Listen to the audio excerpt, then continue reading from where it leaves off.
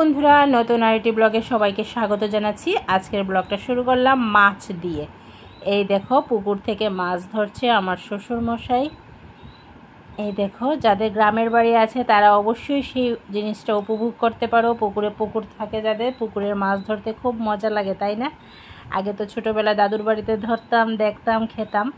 এখন তো দাদু তো চলে গিয়েছিল 18 বছর আগে, এখন দিদাও চলে গেল, 1 মাস হাতে চললো।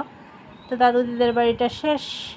তা আজকে শ্বশুরমশাই যখন পুকুরে মাছ ধরছিল, আমি দূর থেকে ভিডিও করছিলাম। এই দেখো, তো অনেকগুলো মাছ তোমরা জালের মধ্যে দেখতে পেয়েছো, কিন্তু এখানে অনেকগুলো ছোটো ছোটো মাছ ছিল, এগুলো ছেড়েও দেওয়া হয়েছে। তো মাছ ধরা হয়ে গেছে, এবার উঠে আসবে। তো কার কার বাড়িতে পুকুর আছে এবং পুকুরে মাছ ধরে খাও অবশ্যই কমেন্ট করে জানাবে। শহরের তারা তো সেই জিনিসটা উপভোগ করতে পারো না, আমরা যারা গ্রামে থাকি গ্রামের মানুষরাই সেটা উপভোগ করতে পারি। এই দেখো, আবার এখানে সবগুলো মাছ তোলা হয়েছে, ঠিক আছে, কিন্তু আবার কিছু কিছু মাছ পুকুরে ছেড়েও দেওয়া হয়েছে। তো মাছগুলি কেউ চিনতে পেরেছো কিনা অবশ্যই কমেন্ট করে জানাবে।